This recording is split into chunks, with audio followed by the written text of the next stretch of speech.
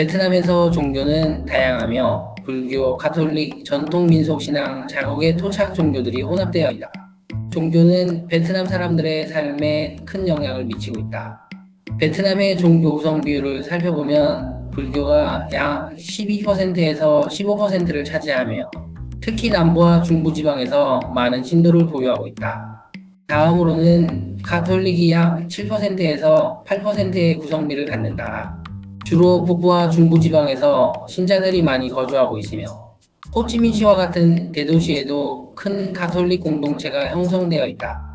셋째는 호아어교로 약 1.5%에서 3%를 차지하는데 이 종교는 베트남에서 발생한 불교 계열의 민족 종교이다. 메콩델타 지역에서 주로 신봉되고 있으며 실생활에서의 자비와 검소함을 강조하는 종교이다. 넷째는 까오다이교로 약 1%에서 2%의 구성비를 차지한다. 베트남 남부에서 창시된 종교로 다양한 종교 요소들을 통합한 독특한 신앙 체계를 가지고 있다. 불교, 도교, 유교뿐만 아니라 가톨릭의 요소까지 융합된 혼합 종교이다. 하지만 무엇보다 베트남 사람들이 따르는 종교는 전통 민속 신앙이라 할 수 있겠다. 전체 인구의 약 45%를 차지한다고 한다. 이 전통 민속 신앙은 조상, 숭배와 다양한 영적 의례가 중요한 역할을 하고 있으며 베트남 사회 전반에 걸쳐 여전히 깊이 자리 잡고 있다. 공식적인 종교로는 분류되지 않지만 베트남의 일상에서 조상과 신령에 대한 예를 갖추는 문화는 매우 중요하며 대부분의 시민들이 이를 따르고 있다. 나머지 약 20%에서 25%가 무신론과 무종교로 분류되는데 사회주의 정권의 영향으로 인해 종교를 공식적으로 따르지 않는 사람들의 비율도 상당히 높은 편이며 베트남 정부는 종교의 자유를 인정하고 있지만 과거의 역사적 배경으로 인해 많은 사람들이 스스로를 무신론자로 규정한다고 한다. 위의 정리를 보면서 독자들이 의아해하는 점이 있을 것이다. 기독교는 믿는 사람이 없는 거야? 베트남 정부에서 개신교는 못 믿도록 규제를 하는 거야? 진정 베트남 시민들의 정서에 맞지 않아 자생적으로 발전할 가능성이 없는가? 하는 등등의 의문이 들 것이다. 베트남에서 개신교는 큰 영향을 미치지 못하고 있는데 그 이유는 무엇일까? 베트남에서 개신교가 가톨릭에 비해 상대적으로 성장하지 못하고 영향력이 미미한 이유에는 여러가지 역사적, 사회적, 정치적 요인들이 복합적으로 작용하였다고 할 수 있겠다. 가톨릭은 16세기부터 프랑스 선교사들에게 전파되었고 19세기 프랑스 식민 지식에 큰 성장을 이루었다. 프랑스 식민 정부는 가톨릭을 적극 후원했으며 베트남 내에서 가톨릭 교회의 지위를 강화시켜 주었다. 즉 베트남 가톨릭 교회는 여러 세대에 걸쳐 뿌리 깊게 자리 잡았고 그 결과 베트남 사회의 주요 종교로서 안정적인 기반을 갖추게 되었던 것이다. 반면 개신교는 20세기 초에 베트남에 도입되었다. 특히 미국 선교사들에게 남부 지역에서 시작되었지만 이미 오랜 역사를 가지고 있던 가톨릭에 비해 상대적으로 전파가 늦게 되었으며 무엇보다 주로 소수민족을 대상으로 선교활동을 전개했기 때문에 대규모 확산이 이루어지지 않았다는 점이 두 종교의 초기 베트남 진입에서의 큰 차이이다.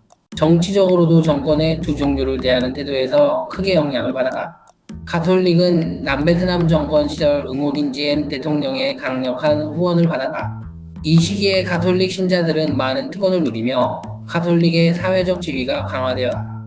반면 개신교는 남베트남 정부와 밀접한 관계를 맺지 못했고 그로 인해 정치적 보호를 거의 받지 못했다. 또한 북베트남 공산주의 정권과의 관계에서도 가톨릭이 개신교에 비해 상대적으로 나은 위치에 있었다. 북베트남 정권은 가톨릭을 탄압하긴 했지만 개신교는 미국과 밀접한 관계에 있었기 때문에 더욱 불신을 받았으며 특히 미국 선교사들과의 연관성이 북베트남 정권에서 개신교를 더욱 불리하게 만들었던 것이다. 베트남 공산당 정부는 오랫동안 종교를 경계해왔지만 특히 개신교에 대해서는 더욱 엄격한 시각을 가지고 있었다. 가톨릭은 역사적으로 프랑스와 연결되어 있어 비교적 공산 정권과의 협력 관계가 발전해왔지만 개신교는 미국과의 연관성 때문에 베트남 정부의 경계를 받아왔던 것이다. 앞서 언급하였듯이 개신교는 주로 베트남의 소수민족들 사이에서 전파되었다. 이는 개신교의 확산을 크게 제한하는 요인이 된 것이다. 베트남 내에서 소수민족은 주류 인구에 비해 종교적, 사회적, 경제적 영향력이 적기 때문에 개신교는 베트남 전역에 걸쳐 대규모 확산을 이루지 못한 것이다. 또한 지역적으로도 개신교는 남부 지역, 특히 고산지대에 주로 집중되어 있다는 한계가 있어 이는 개신교가 지역적으로 제한적인 확산을 이루게 했고 도시나 베트남 주류 인구 사이에서 개신교가 뿌리내리기 어려운 구조를 만들어 실제로 소수민족에 확산된 개신교는 월남전쟁 이후 직접적인 제재나 통제를 받기도 하였다. 전쟁이 끝난 직후 정부는 서구 세력과 연관된 종교들을 대상으로 여러 제재를 가했으며 개신교 교회들 또한 압수되거나 파괴되었다. 특히 남부와 중부권 지역의 개신교 교회들이 주요 타깃이 되었는데 이 지역은 소수민족이 많이 거주하며 개신교 신자들이 급증한 곳이다. 중부권 지역은 개신교 신자들이 많았지만 정부의 감시와 억압이 매우 심했다. 특히 몽타냐드와 같은 소수민족이 개신교로 많이 개종했기 때문에 이들에 대한 억압은 더 심했다. 그러나 1990년대부터 점차 상황이 개선되기 시작했다. 2001년 베트남 정부는 남부 베트남 복음교회 SECB를 공식적으로 인정하면서 개신교 활동이 점차 확대되기 시작한 것이다. 하지만 여전히 소수민족들이 많이 사는 지역에서는 개신교 신자들에 대한 박해가 이어졌다. 이러한 실제 사례를 살펴보자면 자라이 지역의 개신교도에 대한 억압을 들 수 있다. 1975년 남베트남이 붕괴된 후 새로운 공산 정부는 특히 중앙권 지역에 있는 종교단체들, 특히 개신교 공동체를 대상으로 탄압을 시작했다. 자라이 지역에서는 몽타냐드 소수민족 사이에서 개신교가 급격히 성장했지만 정부는 이들을 베트남 전쟁 당시 미국과의 동맹으로 의심했다.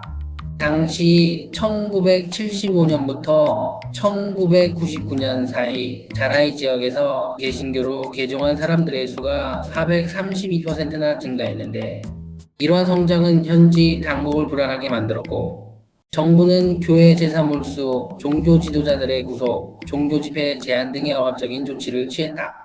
지방 관리들은 종교 지도자들이 정부 관리들보다 지역 사회에서 더 큰 영향력을 갖게 될까 우려했기 때문이다. 또 다른 사례는 베트남 북부의 후몽족에 대한 탄압이다. 후몽족은 1980년대부터 대규모로 개신교로 개종하기 시작했다. 1986년에는 약 1000명만이 개신교 신자였으나 이 숫자는 2011년까지 17만 명으로 급증했다. 이러한 빠른 종교적 확산은 정부와의 갈등을 초래했고 많은 후몽족 개신교 신자들은 괴롭힘, 임의 구속, 신앙 포기 강요 등을 당했다. 1990년대 후반과 2000년대 초반 후몽족 개신교 신자들은 특히 외딴 산악지역에서 지속적인 박해를 받았다. 개종한 마을 전체가 신앙을 포기하지 않으면 집을 파괴하겠다는 위협을 받기도 했다.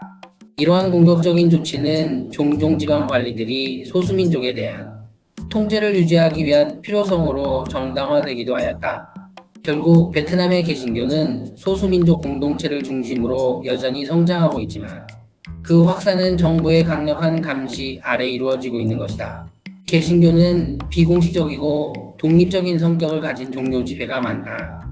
베트남 정부는 종교 활동에 대해 매우 민감하게 반응하며 독립적으로 운영되는 종교단체들에 대해 불신을 가지는 경향이 있다.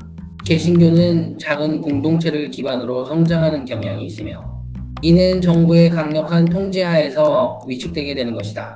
종종 베트남 정부는 개신교 집회를 불법 집회로 규정하고 억압하려는 경향을 보였던 것도 이러한 이유 때문이다.